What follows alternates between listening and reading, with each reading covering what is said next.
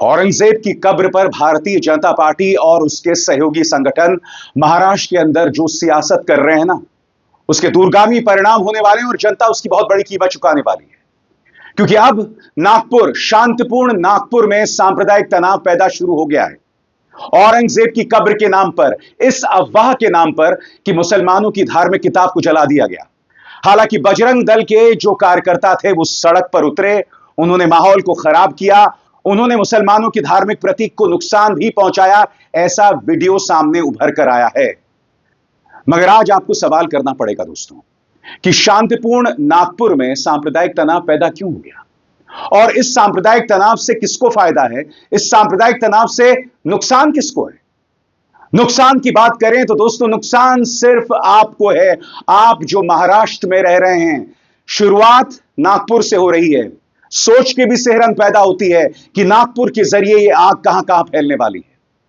क्योंकि हमें यह नहीं भूलना चाहिए कि भारतीय जनता पार्टी लोकसभा चुनावों से पहले महाराष्ट्र में माहौल खराब करने की कोशिश कर रही थी, जब उनका नेता टी राजा सिंह गली गली घूमकर सांप्रदायिक तौर पर भड़काऊ बयान दे रहा था और इस पर कोई काबू नहीं पाया गया।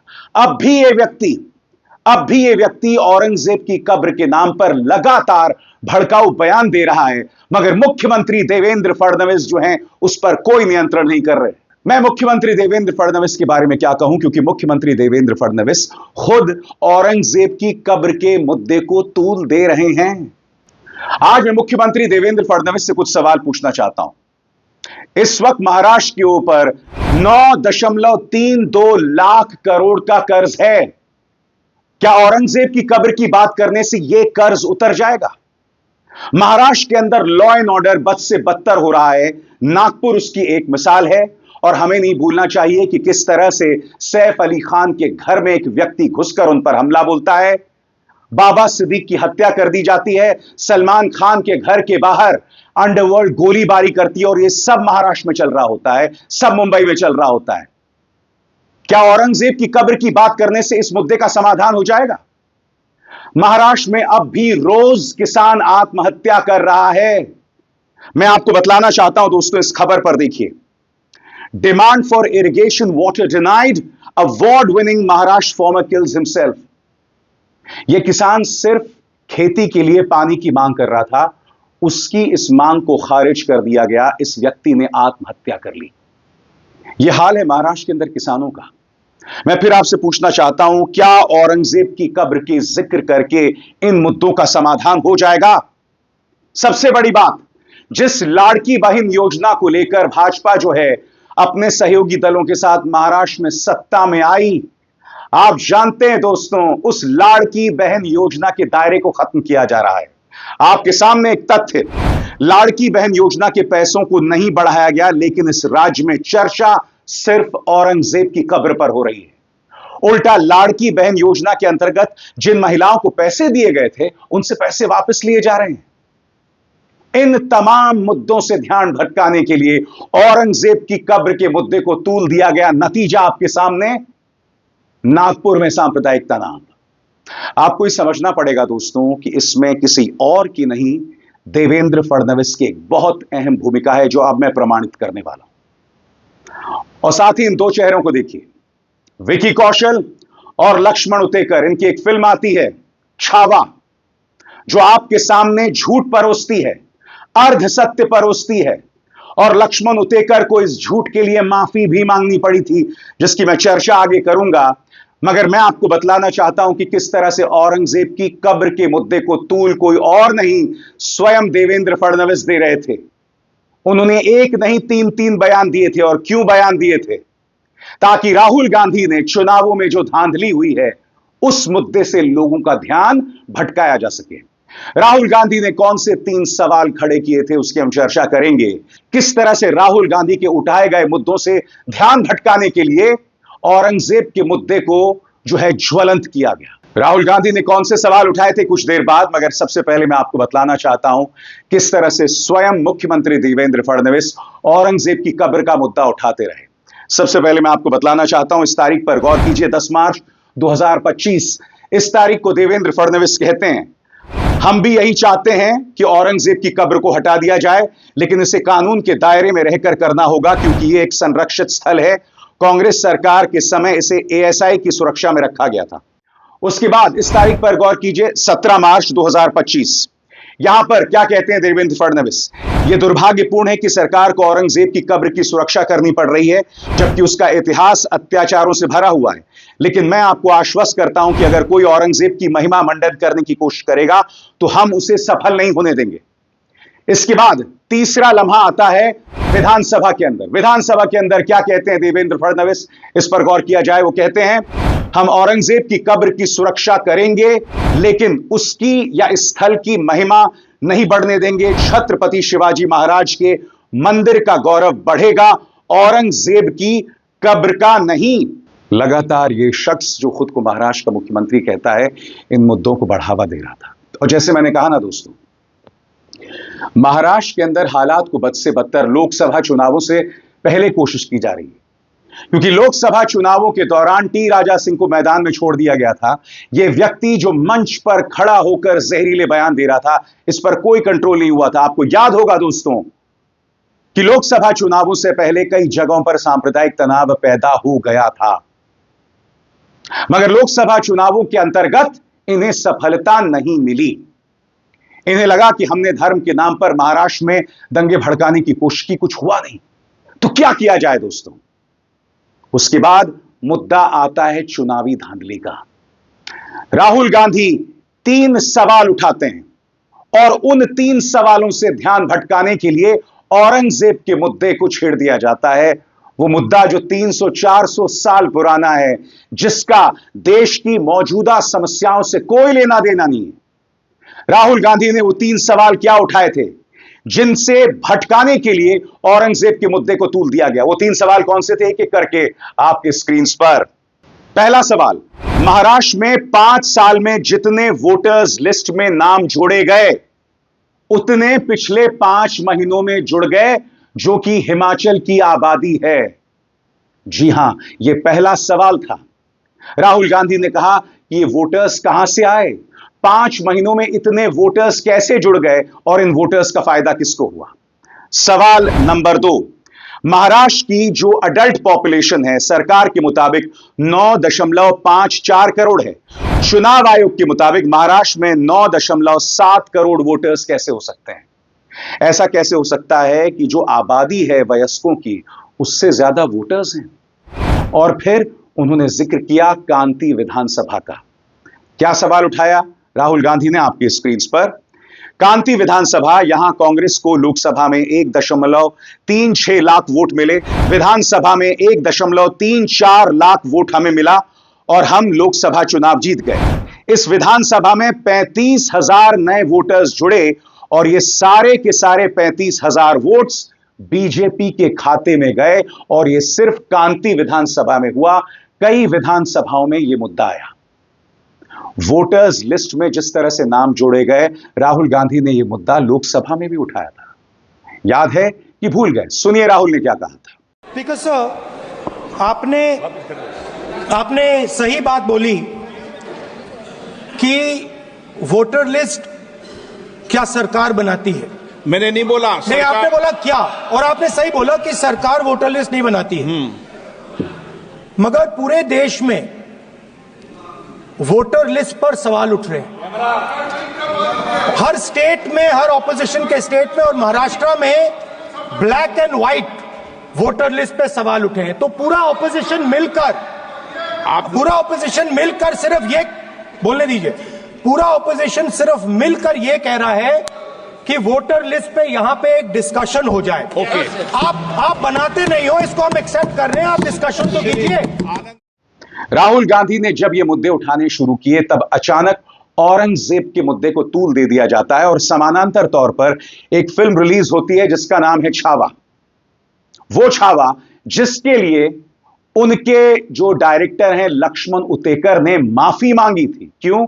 क्योंकि उनके सामने कई करोड़ों की मानहानि का केस दर्ज होने वाला था। मामला क्या था, माफीनामा क्या था, आपके स्क्रीन पर। छावा पर विवाद, गणोजी कान्होजी शिर्के के वंशजों ने दी 100 करोड़ के मानहानि की धमकी, डायरेक्टर ने मांगी माफी। खबर क्या है आपके स्क्रीन पर? रिपोर्ट्स के मुताबिक डायरेक्टर लक्ष्मण उतेकर ने वंशजों में से एक भूषण शिर्के से संपर्क किया और अनजाने में परिवार को ठेस पहुंचाने के लिए माफी मांगी। उन्होंने यह भी स्पष्ट किया कि फिल्म में गणोजी और काणोजी के अंतिम नाम या गांव के नाम का स्पष्ट रूप से उल्लेख नहीं किया गया है। यानी कि आपके सामने एक फिल्म परोस दी जाती है जिसमें सिर्फ झूठ होता है। और आगे बढ़ने से पहले एक जरूरी संदेश, मेरे कार्यक्रमों के लिए आप नोटिफिकेशन का इंतजार मत कीजिए। मेरे चैनल में जाइए और खुद जाकर कार्यक्रम देखिए और रहिए अपडेटेड। और हां, ज्वाइन कीजिए मेरा चैनल। देखिए यह जरूरी संदेश। स्वतंत्र और आजाद पत्रकारिता का समर्थन कीजिए, सच में मेरा साथी बनिए। बहुत आसान है दोस्तों, इस ज्वाइन बटन को दबाइए और आपके सामने आएंगे ये 3 विकल्प, इनमें से एक चुनिए और सच के इस सफर में मेरा साथी बनिए। आपके नाम पर छत्रपति संभाजी महाराज के बारे में कई झूठ परोसे जाते हैं, जिनके बारे में खुद प्रधानमंत्री नरेंद्र मोदी के गुरु MS गोलवालकर ने कहा था कि इन्होंने छत्रपति शिवाजी महाराज के दरबार में काम करने वाले एक व्यक्ति की बेटी के ऊपर बुरी नजर डाली थी। बात वहां नहीं रुकती, सावरकर ने उन्हें अय्याश, लड़कीबाज और यह तक कहा था कि महाराष्ट्र पर राज करने के लायक नहीं थे। इस तरह की शब्दावली का इस्तेमाल छत्रपति संभाजी महाराज के बारे में MS गोलवालकर और सावरकर ने किया था। यह फिल्म रिलीज होती है, फिल्म के बाद हम कई इमोशनल माहौल देखते हैं। महाराष्ट्र भर में इस तरह के इमोशनल माहौल दिखाई देते हैं जहां लोग जो हैं फिल्म खत्म होने के बाद आंसुओं में होते हैं, चीख रहे होते हैं, चिल्ला रहे होते हैं। एक ऐसी फिल्म के बारे में जिसके बारे में आपको आधा सच परोसा गया, जिसके डायरेक्टर लक्ष्मण उतेकर ने माफी मांगी और सबसे बड़ी बात, प्रधानमंत्री नरेंद्र मोदी ने इस फिल्म को प्रमोट किया था। सुनिए। और इन दिनों तो छावा की धूम मची हुई थी।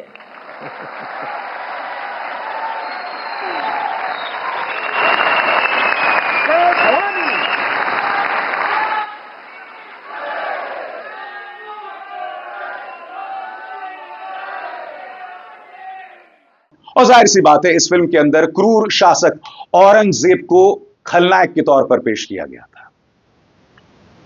अब आप समझ रहे हैं क्या हो रहा है? अब आप इस पूरे मुद्दे के तार जुड़ते हुए देख रहे हैं।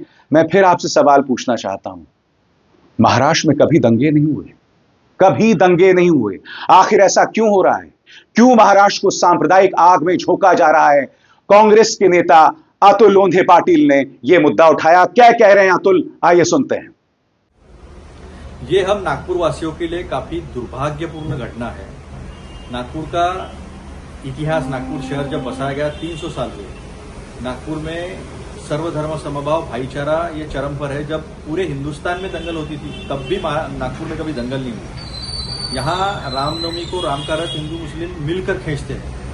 यहाँ संत ताजुद्दीन बाबा के यहाँ जितने मुस्लिम जाते हैं उससे कई ज्यादा हिंदू जाते हैं। ताजबाग जो आधे किलोमीटर पर है वहां से मुस्लिम लोग जुलूस लेके आते हैं। छोटा ताजबाग जो सक्करदरा में है वहां से हिंदू लोग ताजुद्दीन बाबा का जुलूस लेके आते हैं और दोनों मिलकर उत्सव मनाते हैं। ये सालों की परंपरा है। जिसने किसने भी ये राजनीतिक षड्यंत्र कर नागपुर की शांतता को भंग करने की कोशिश की अपने राजनीतिक कारणों के लिए, उसका मैं पहले तो निषेध करता हूं और आपके माध्यम से नागपुर की जनता को मैं विनम्र आह्वान करता हूं कि वो शांतता बरते।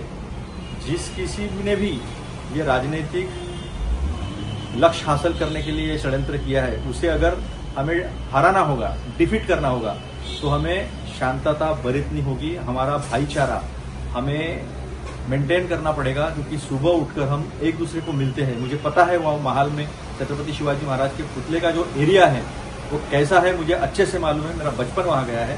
तो मैं हाथ जोड़ के सभी नागपुर वासियों से विनती करता हूँ, जो हमारी पहचान है भाईचारे की, प्यार मोहब्बत की, उसे बरकरार रखे, मिलजुल कर रहे और शांतता बरते।